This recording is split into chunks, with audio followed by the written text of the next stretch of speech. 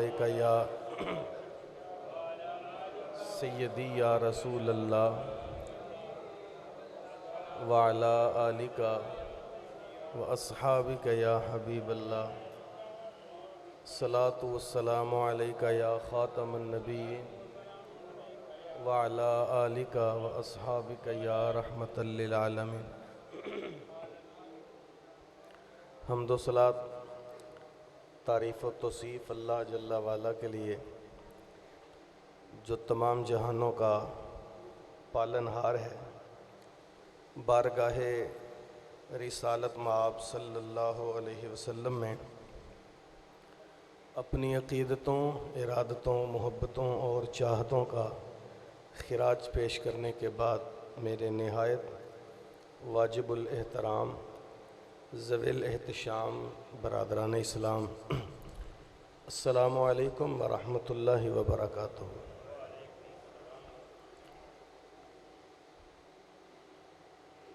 आज 14 अगस्त के इस पाकीज़ा माहौल में, सुहानी घड़ियों में दो चीज़ें हमारे जहनों पे गर्दश कर रही हैं।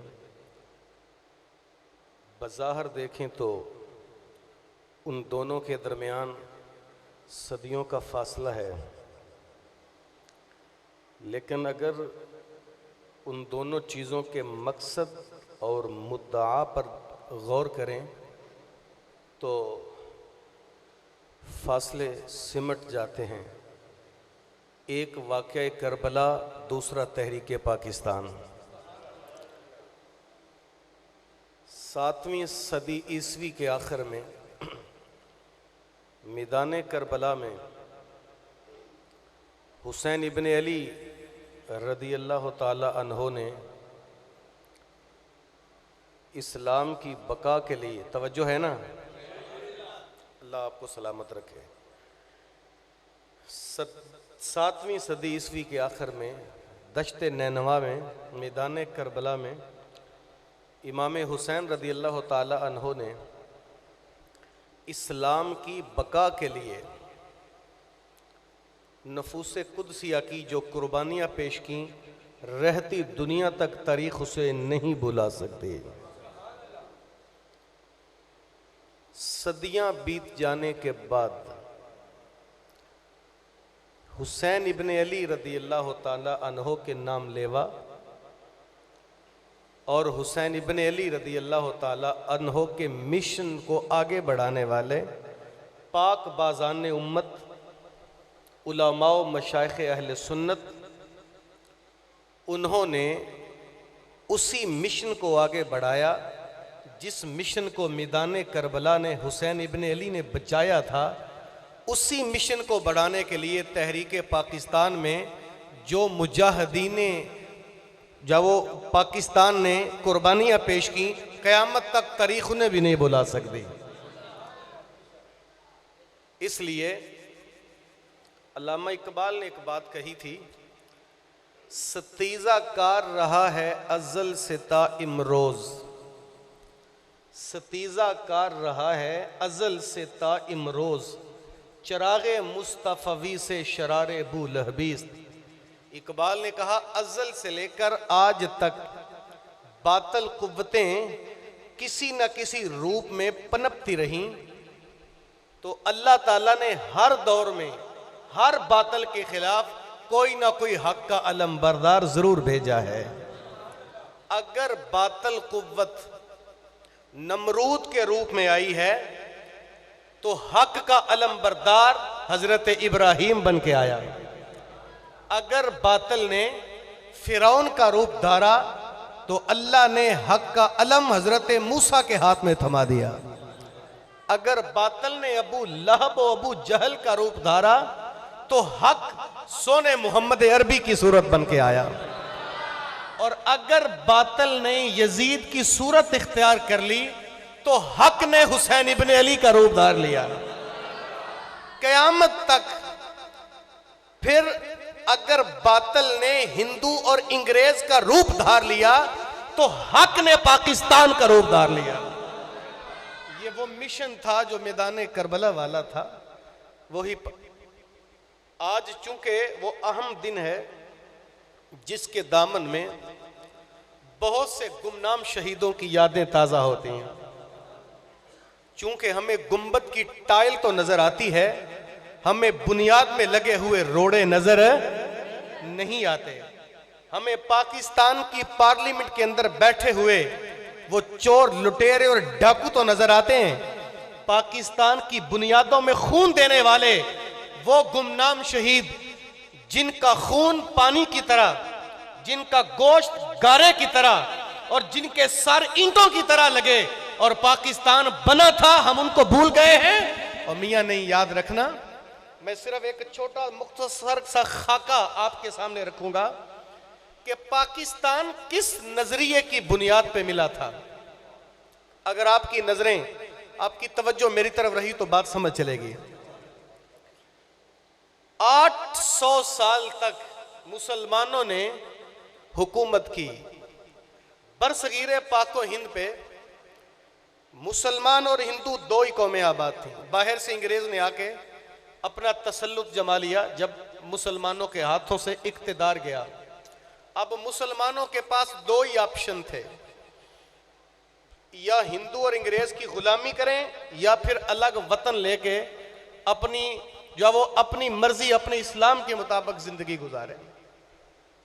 चूंकि मुसलमान किसी सूरत में गुलाम बनकर नहीं रह सकता। मेरे करीम आका सल्लल्लाहु अलैहि वसल्लम के गुलाम हजरत उमर बिन खत्ताब रदी अल्लाह तआला अन्हु ने जो तारीख साज जुमला कहा, पूरी दुनिया के लोगों ने उसे फॉलो किया। आपने फरमाया था कि जब हर माँ ने हर बच्चे को आजाद जन्म दिया है, तुम कौन होते हो उसे गुलाम बनाने वाले।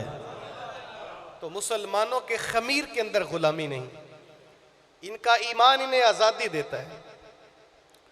अल्लामा इकबाल भी उसके इब्तदाई हालात पढ़ें या कायदे आज़म मोहम्मद अली जिन्ना के इब्तदाई हालात पढ़ें तो ये भी समझते थे कि कौमें वतन से बनती हैं, जबकि कौम वतन से नहीं बनती।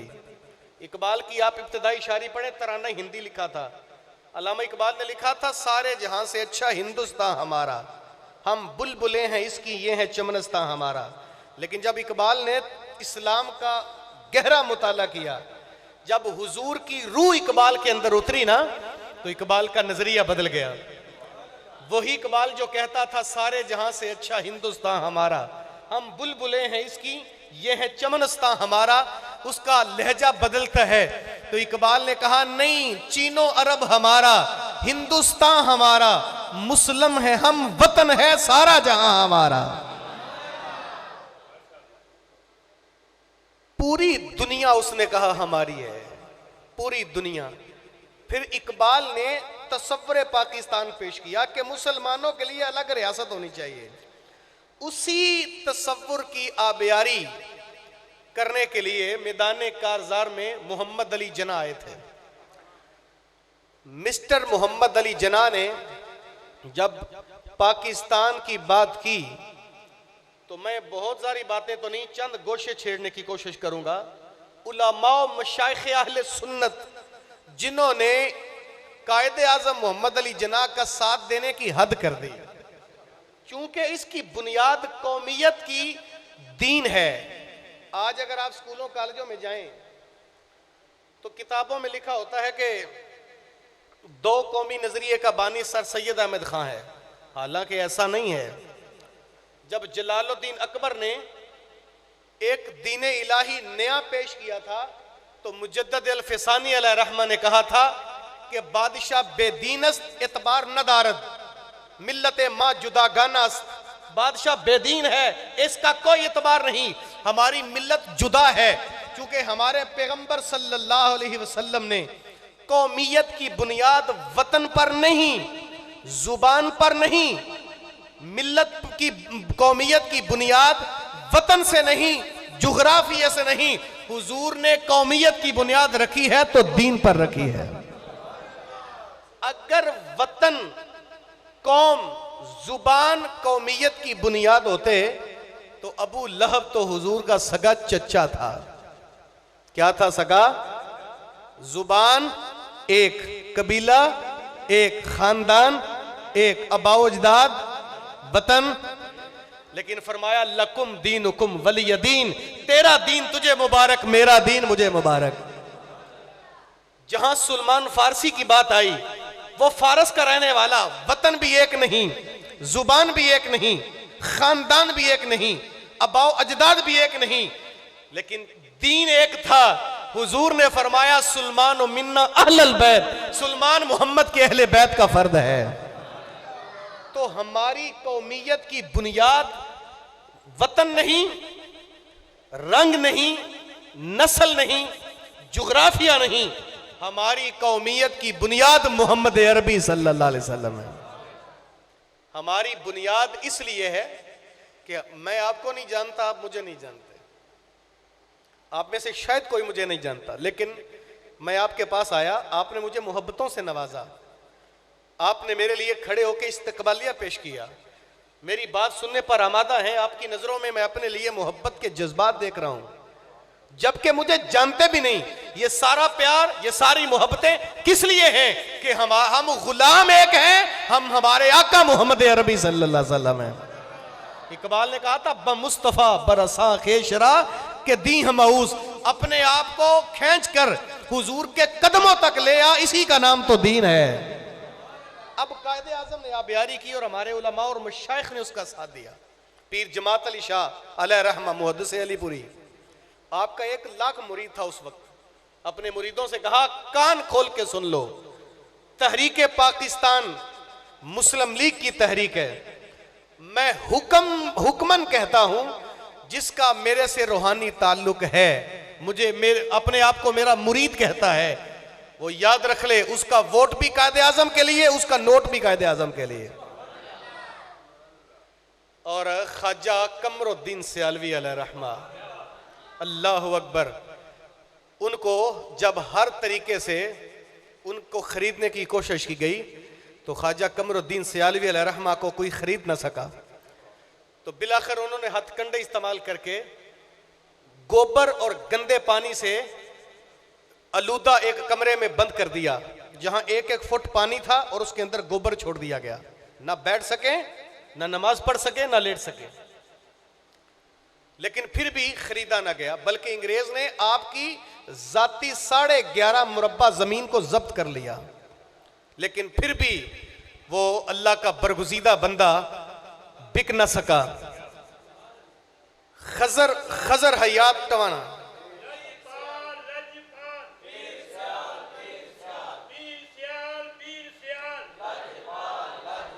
खिजर मोहम्मद टवाना वजीर आला पंजाब था, उसने ख्वाजा कमरुद्दीन सियालवी अलैह रहमा को खत लिखा, कहा कि मैं आपको इतने मुरब्बे जमीन और इतने लाख रुपए पेश करता हूं, आप तहरीक पाकिस्तान से दस्तबरदार हो जाएं। तो आपने उस चिट्ठी को पढ़ा, नजर आतश कर दिया और उसे कहा ओ जालिम, तू मुझे पाकिस्तान की तहरीक से पीछे करने की कोशिश करता है, मैं तो कहता हूं हुकूमत भी आगे बढ़े, और याद रखना तू चंद मुरब्बे जमीन और चंद लाख रुपए लेके मेरे पास आया है, अल्लाह की कसम अगर पूरी कायनात भी मेरे कदमों में ढेर करके कहे पीछे हट जा, तू इस फकीर का ईमान नहीं खरीद सकता। क्योंकि पाकिस्तान हमारी पहचान है, पाकिस्तान हमारी शनाख्त है, पाकिस्तान हमारा ईमान है। एक एक शख्स की जुबान पे नारा था, लेके रहेंगे पाकिस्तान, बन के रहेगा पाकिस्तान। लोगों की जुबान पे ये लफ्ज थे। बल्कि कायदे आज़म मोहम्मद अली जिन्ना रात को बैठते अपने सेक्रेटरी से गुफ्तगू करते कि लोगों के हवाल क्या हैं। एक दिन वो कहने लगा कि हजरत आपको पाकिस्तान का तोहफा जरूर मिलेगा। कहा वो कैसे? सेक्रेटरी ने कहा कि आज मैं घर से निकला, एक नौजवान को देखा जो 18-19 साल का था, साइकिल से गिरा, एक मामूली सी चोट आई, मैंने पकड़ के उठाया तो वो रोने लगा और चीखे मार के। मैंने कहा बेटा इतने कड़ियल जवान हो, मामूली सी चोट से तुम क्यों रोते हो? तो उस नौजवान ने जो जवाब दिया मेरे रोंगटे खड़े हो गए। मैंने कहा 2 कतरे तो खून नहीं गिरा और तुम रो रहे हो जैसे कोई टांग टूट गई हो। तो उसने कहा मैं इसलिए नहीं रोता कि चोट गहरी है, इसलिए नहीं रोता कि ये खून क्यों गिरा है, मैं इसलिए रोता हूं कि इस खून को तो पाकिस्तान की बका के लिए गिरना था। ये खून तो मैंने पाकिस्तान को देना था, ये जमीन पे गिर रहा है।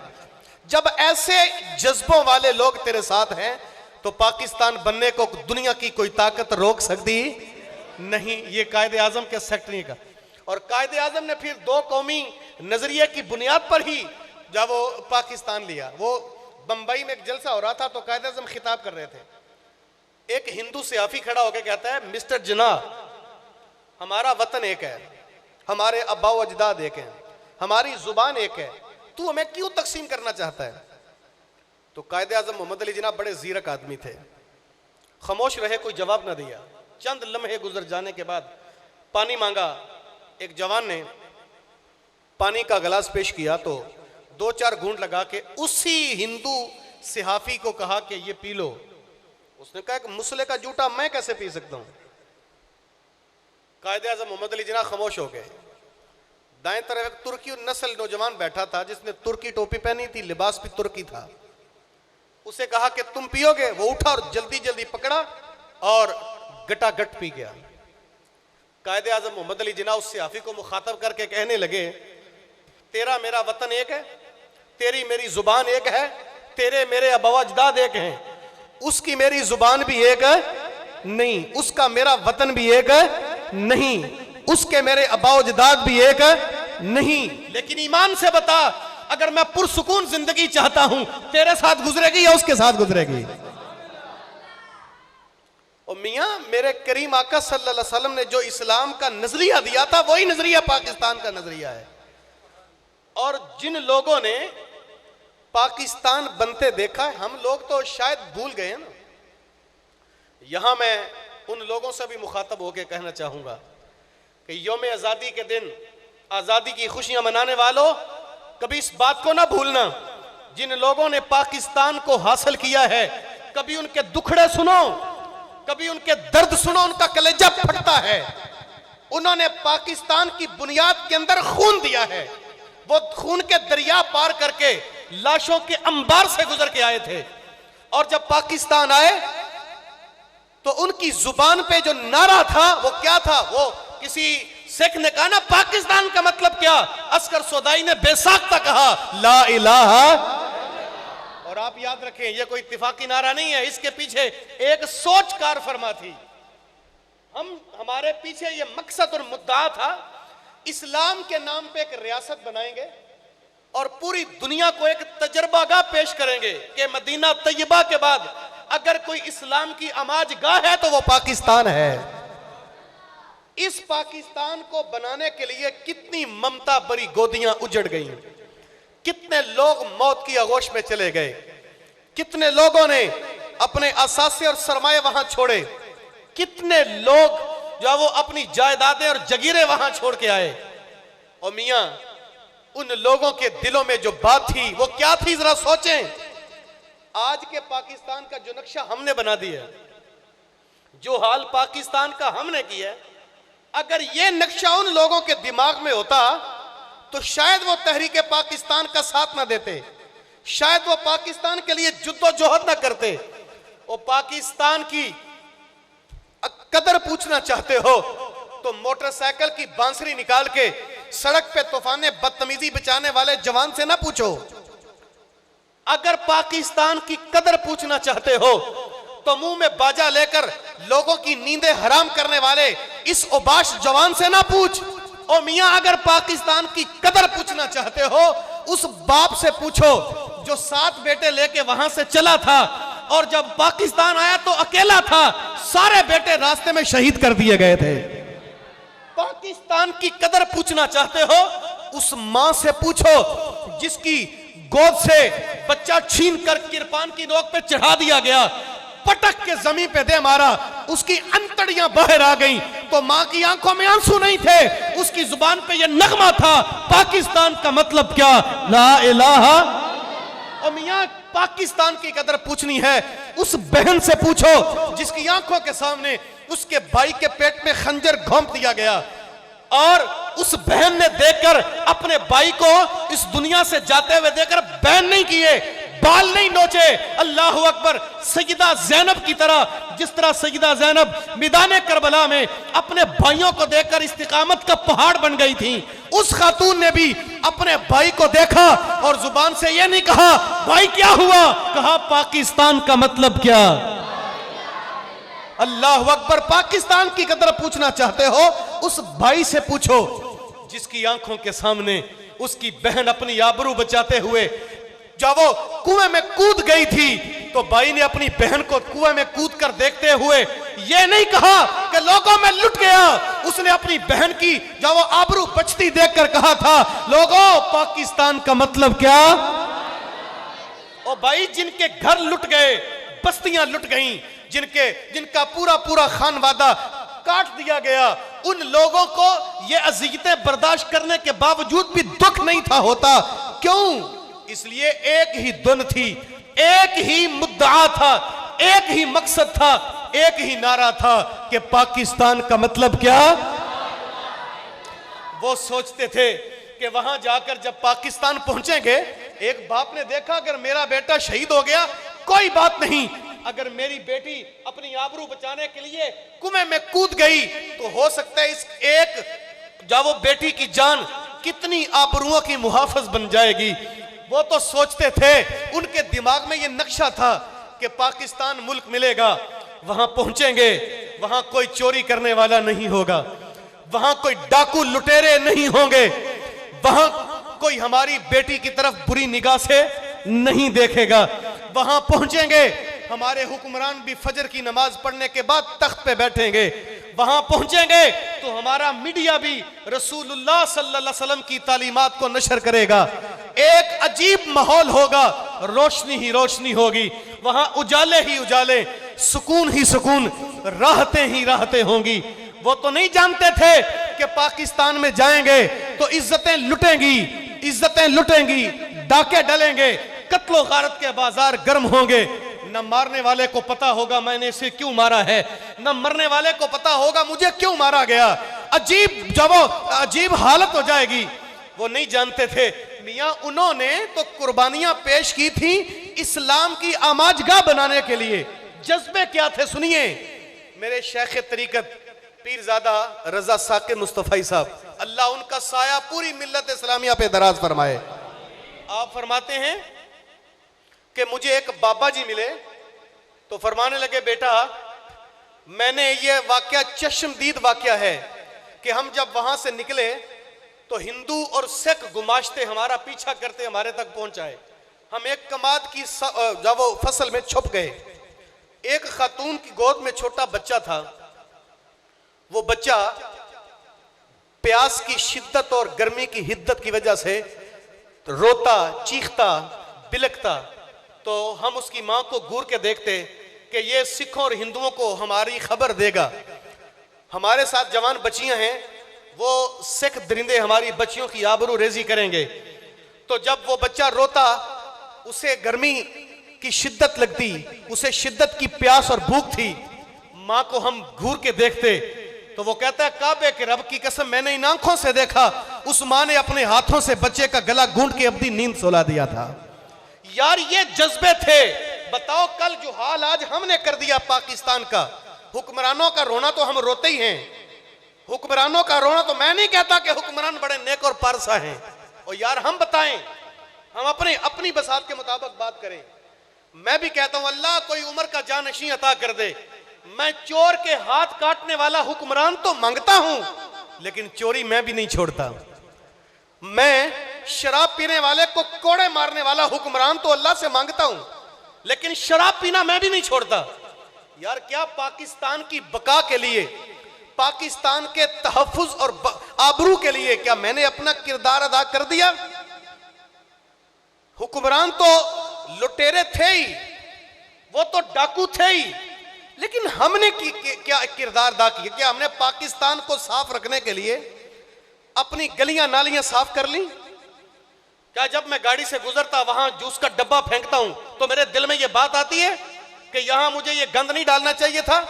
अपने 5 मरले के घर की सफाई तो दिन में हम 3 बार कर लेते हैं, लेकिन 2 फुट की गली हिंदुओं की तो नहीं है, सिखों की तो नहीं है, वो मेरे पाकिस्तान की गली थी। क्या मैंने उसकी सफाई कर ली? क्या मैंने पाकिस्तान को सरसब्जो शादाब पाकिस्तान बना लिया? क्या इसके पानी को साफ पानी बनाने के लिए जद्दोजहद की?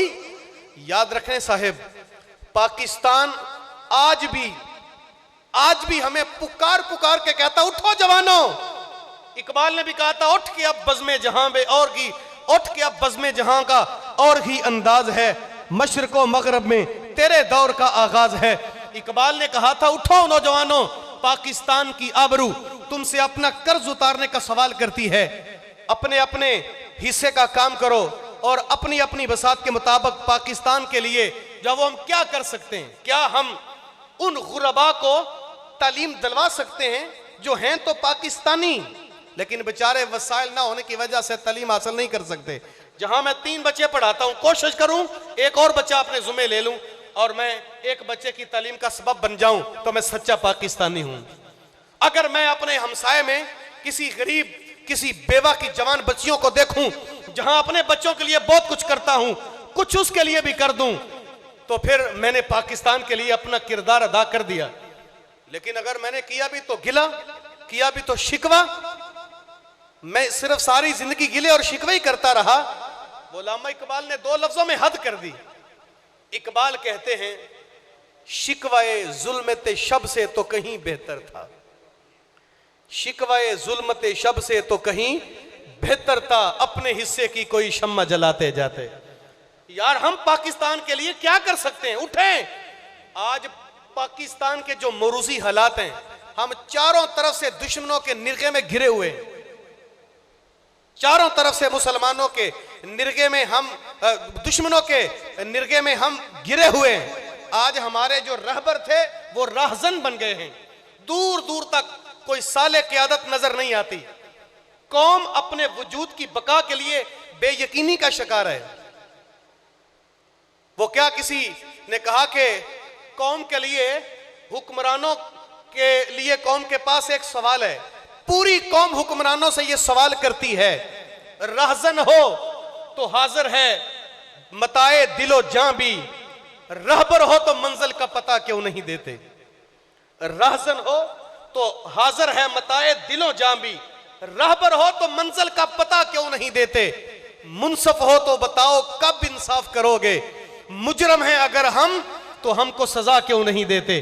हमारे असलाफ के नकूशे पा हमसे सवाल करते हैं, हमारे नकूशे, हमारे असलाफ के, हमारे बड़ों के नकूशे पा हमसे झंझूड़ झंझूड़ के ये सवाल करते हैं कि फिरका बंदी है कहीं और कहीं जाते हैं। क्या जमाने में पनपने की यही बातें? और यार पाकिस्तान को हमने समझा ही नहीं। मेरे किबला फरमाते हैं, एक फौजी आया मेरे पास, बताने लगा कि हमारे एक दोस्त बॉर्डर से पकड़े गए, तो बॉर्डर से जब उस फौजी को पकड़ के उन्होंने इंडिया जाके अपनी जेल में बंद किया, तो वहां मारूफ कर दिया कि यह बंदा स्मगलर था। रात की तारीकी में एक बूढ़ी मां मुझे मिलने आई और आके मुझे कहने लगी कि तुम्हें शर्म नहीं आती? हमने पाकिस्तान तुम्हें इसलिए बनाकर दिया था कि तुम वहां स्मगले करो।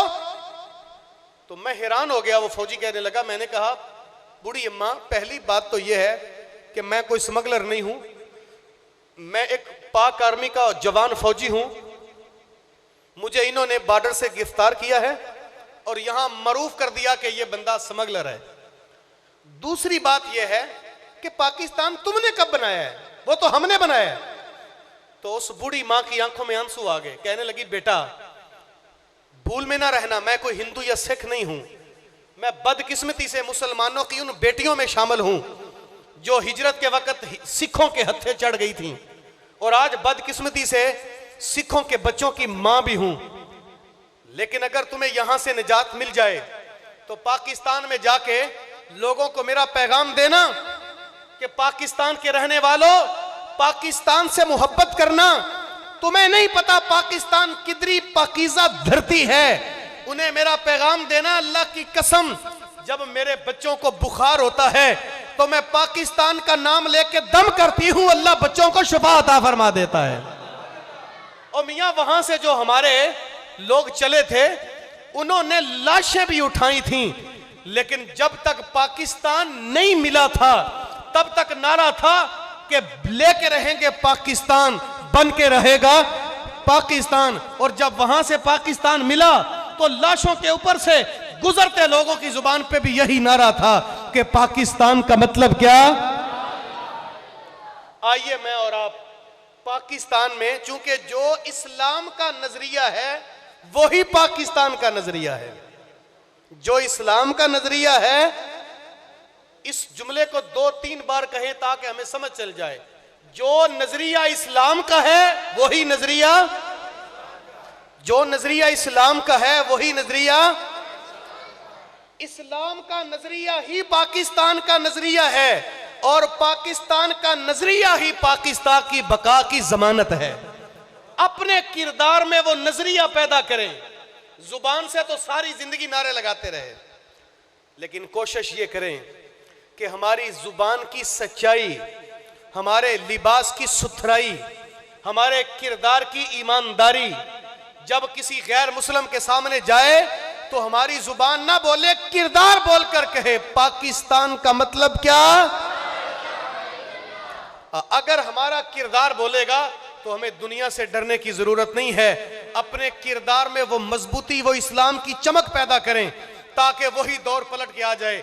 इकबाल ने कहा था, जब हम किरदार के गाजी थे, गुफ्तार के नहीं, जब हम किरदार के गाजी थे तो हमारी हालत यह थी कि दी अज़ाने कभी यूरोप के कलीसाओं में, कभी अफ्रीका के तपते हुए सहराओं में, दश्त दश्त दरिया भी ना छोड़े हमने, बहरे जुल्मात में दौड़ा दिए घोड़े हमने।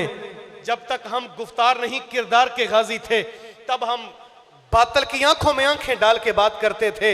ऐ सरजमीन उंदलस वो दिन है याद तुझको, था तेरी डालियों पे कभी याशियां हमारा। साहब मेरी दुआ है अल्लाह की बारगाह के अंदर के बारी ताला, जितने जवानों ने आज जब वो नजरिया पाकिस्तान को सुना, पाकिस्तान के इस पैगाम को सुना, अल्लाह सबको पाकिस्तान के लिए अच्छा किरदार अदा करने की तौफीकात से नवाज दे। हम इंशाल्लाह अपने अपने हिस्से का काम करेंगे। इंशाल्लाह अपनी डिपार्टमेंट के अंदर इस्लाम को प्रमोट करें। वो कायदे आजम मोहम्मद अली जिन्ना जब पार्लियामेंट में आए ना तो एक वजीर ने कहा कि हजरत आज वुज़रा का इजलास है, इन्हें कॉफी पिलाएं या चाय। तो कायदे आजम के चेहरे पे सुर्खी आ गई। आपने फरमाया वजीरों से कह दो कि जिसने चाय या कॉफी पीनी हो घर से पी के आया करे, ये कौम का पैसा जमा करके मैं इन वजीरों पे खर्च नहीं कर सकता, कौम का पैसा कौम पे लगेगा। तो फिर पाकिस्तान को कभी परेशानी आ सकती। बस अगर लूटने वाले ज्यादा होंगे और देने वाले कम होंगे तो पाकिस्तान के हालात तो हमारे सामने हैं यार। अपने अपने अपने अपने अपने मकाम के मुताबिक, अपनी मंजिलों के मुताबिक, अपने कारोबार के मुताबिक पाकिस्तान के तहफ़्फ़ुज़ के लिए, इसकी बका के लिए, इसके दिफा के लिए किरदार अदा करें। मेरी दुआ है अल्लाह की बारगाह के अंदर कि बारी ताला जो टेढ़े मेढ़े जुमले मेरी जुबान से निकले अल्लाह असर बना के दिलों में उतार दे और हमें इन पे अमल की तौफीक अता फरमा। सालारे करबला इमाम हुसैन रज़ियल्लाहु ताला अन्हो और उनके रुफका जिन्होंने करबला में दश्ते नैनवा में इस्लाम की बका के लिए कुर्बानियां पेश की, अल्लाह उनको भी बुलंदी दरजात अता फरमा। और तहरीके पाकिस्तान में लाखों की तादाद में वो गुमनाम सिपाही जो शहीदे मोहब्बत हैं, अल्लाह उनको भी क़यामत के दिन जज़ाए जज़ील अता फरमाना। और जिन्होंने इस पाकिस्तान की बका के लिए खून पेश किया, अल्लाह उनकी नस्लों की भी हिफाजत फरमा और पाकिस्तान को इस्तेहकाम अता फरमा। अल्लाह मुझे और आपको अमल की राहें अता फरमाए।